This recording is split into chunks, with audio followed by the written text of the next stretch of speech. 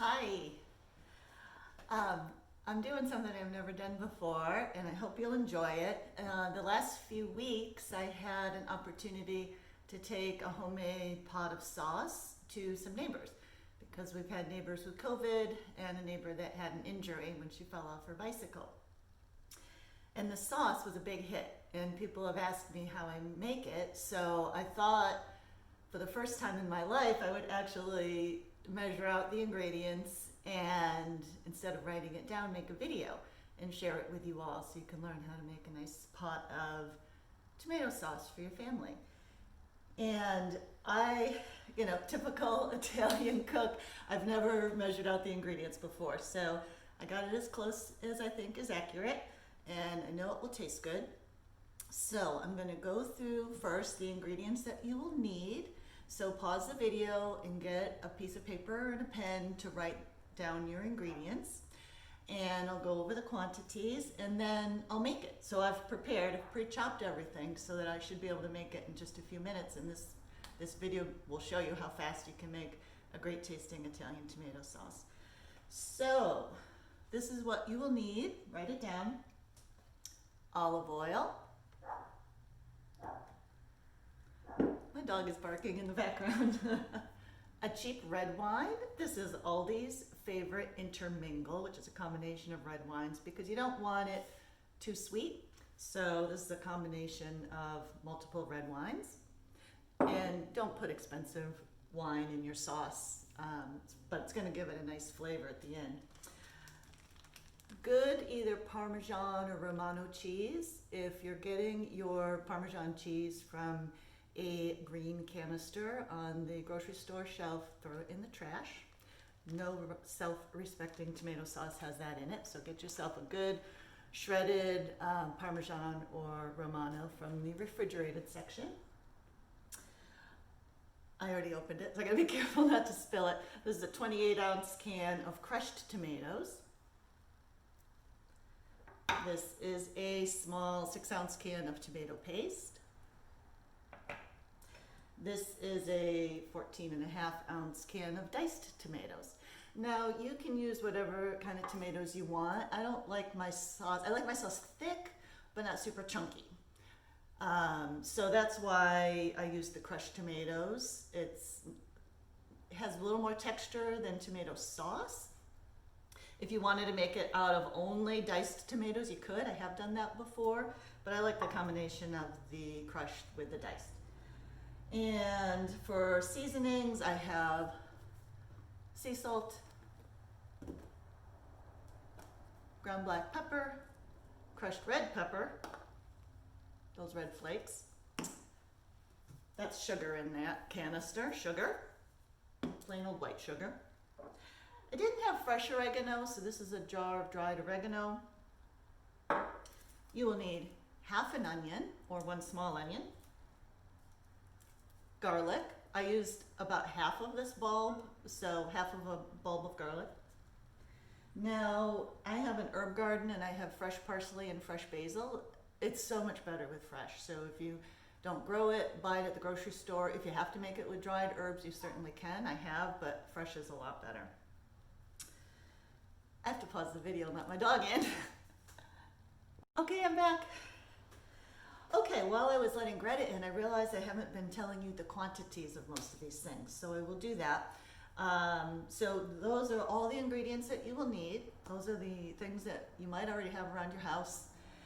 And you are going to use about 2 tablespoons of the olive oil, and I've already put that in my pot. So that's already in my pot, so I'm going to saute some things in just a moment.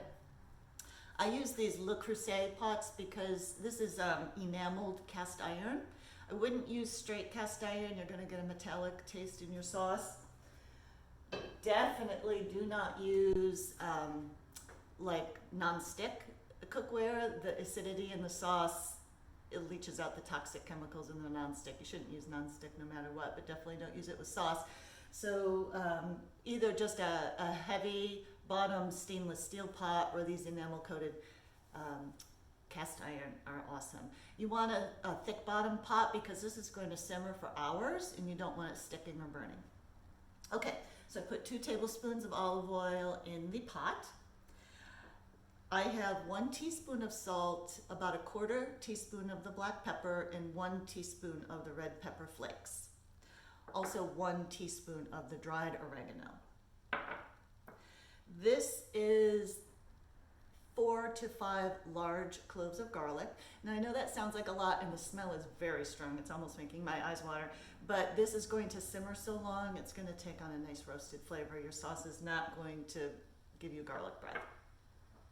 This is half of that onion that I diced. I would say that's about 1/3 to 1/2 of a cup. This is 1/3 of the cup of the shredded Romano cheese. I just prefer Romano to Parmesan, but you could use either. 1/3 of a cup of the red wine. Up to a tablespoon of sugar. That's the magic ingredient at the end. 1, 2, 3 teaspoons of sugar. I'm probably going to put the whole tablespoon in. Okay, so I'm going to turn my olive oil on low. Well, medium low. And I'm just going to let that warm up. And when that warms up, I'm going to chop up the fresh parsley and basil. I pre-chopped everything to keep this video short, but I'll chop these fresh herbs while the oil is getting hot. So I'm going to chop this up, and then that will give me an idea of how much I've used. With fresh herbs, you can't put in too many. With dried herbs, you can. You know, they can get kind of a bitter flavor, but with fresh herbs, I don't think you can use too much. Now, I grew up with the Italian side of my family, and my grandma Nettie would make a tomato sauce every weekend. We would have it. And my grandfather Poppy would make homemade Italian pasta out of whole wheat flour, because my family, we've been health food nuts since it was before it was popular. So I had an idea. It's been quite a while since I've made pasta, but I make a homemade gnocchi, which is half whole wheat and half white flour, and ricotta cheese. So maybe I'll do a video next on how to make that. I made the gnocchi last night, so tonight I will cook the gnocchi with this sauce that I'm making today. So what I'm doing is just finely chopping up these herbs. I'll show you in a minute. I know you can't quite see it. I will show you in a minute how much I've chopped them up. I had about equal amounts parsley and basil, and now that they're all mixed in together,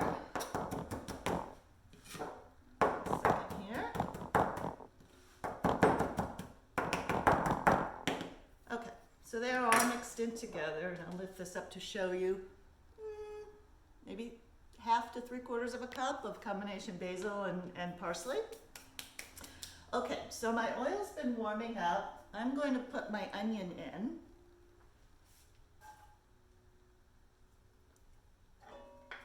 And because this sauce is going to simmer so long, I just kind of get the onion to soften up. It doesn't have to be completely cooked through yet, because this sauce is going to simmer all day. I put the onion on before I put the garlic on, because garlic can get a little bit of like a singed or a bitter flavor to it if it cooks too long or too hot. So I don't want to risk the chance of burning the garlic. So I've turned my burner up to medium. Like, this is a gas stove, so out of a 10, I've got it on a 6 out of a 10. So I'm just going to let the onions begin to simmer a moment.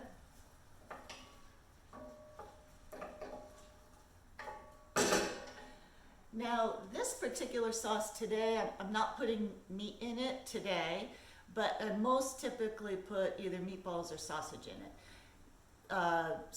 This will be amazing as a vegetarian dish, but sauce also really takes on a nice flavor if you simmer it with meat, like Italian sausage, meatballs, a piece of pork, a combination of all of the above.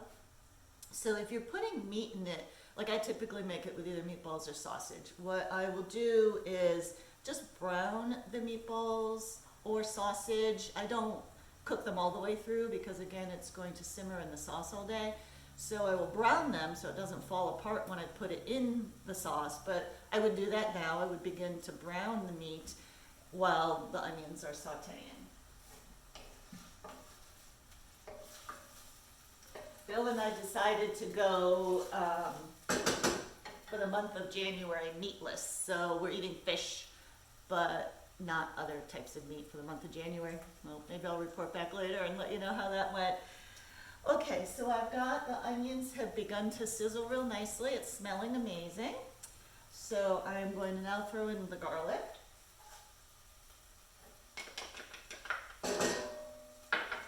And I'm going to throw in, this is the salt and the pepper and the dried oregano and red pepper flakes. The herbs, you bring the flavor out if you saute them in the oil first.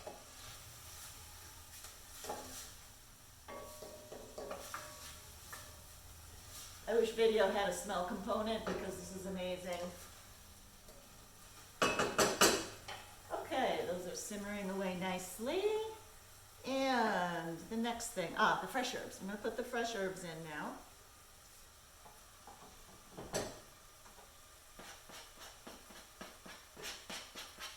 And again, if you don't have the fresh herbs, you would throw the dry herbs in.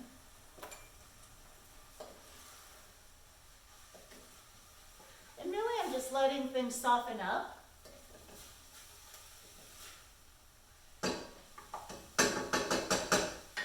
Okay, so things are softening up there. This will be pretty funny if I leave something out today, and I'm sure that people will let me know, but so far so good. All right, so the herbs are softening up. I've got my canned tomatoes open. You know, I've never made a sauce out of fresh tomatoes. Not like a hot Italian sauce for pasta. So maybe I'll explore that. Or if any of you have made it, let me know how you did it and how it went.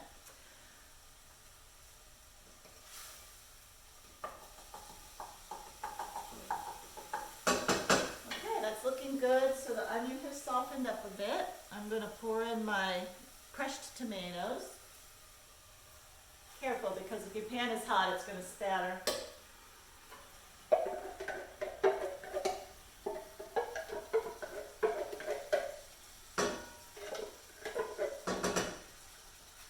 Okay, my can of diced tomatoes.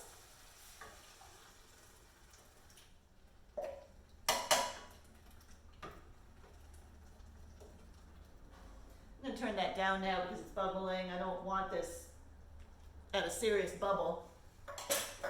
I'll bring it up to temperature, you know, like a simmering, lightly bubbling temperature, and then I'm going to back it way down to probably the second lowest setting, or well, actually, and even the lowest. I'll probably just back it down to low or 1 on the 1 to 10 scale on this gas stove.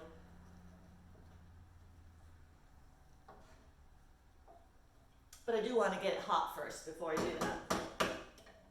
So now it's still at about medium. Okay, when that warms up a bit, tomato paste. I don't use the whole can. I'm going to use a third to a half of it.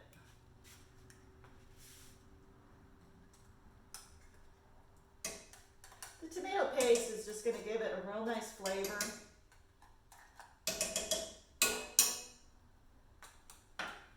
Now, I put in a full teaspoon of those red hot pepper flakes.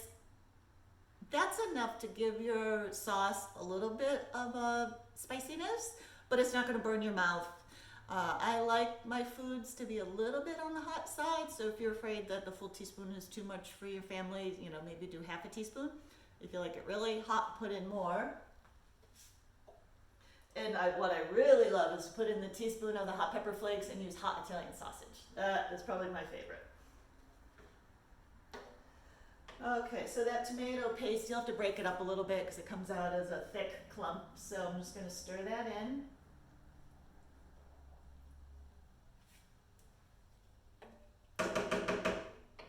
And then the last thing I put in is the 1/3 cup of red wine. 1/3 of a cup of the shredded, grated Romano cheese. And up to a tablespoon of sugar. Between 2 and 3 teaspoons of sugar is a good amount. Okay, I'm going to stir that all in.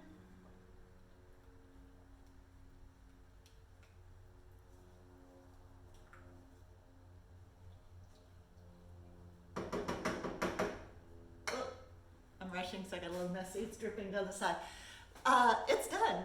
So how cool is that? You know, I'll be able to tell after I'm done recording this video how long it took. 5-6 minutes.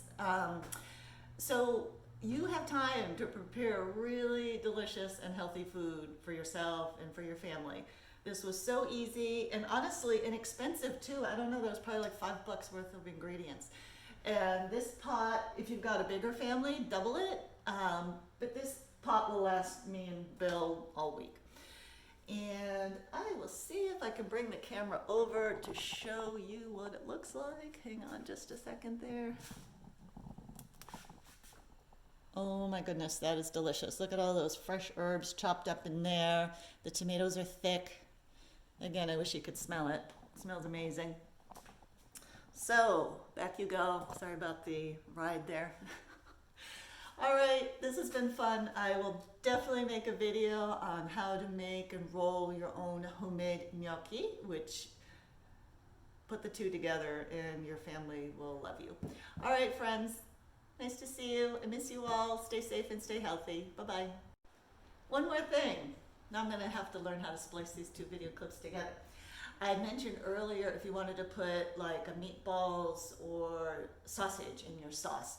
So remember I had said that I just brown them. I don't cook them all the way through, I brown them.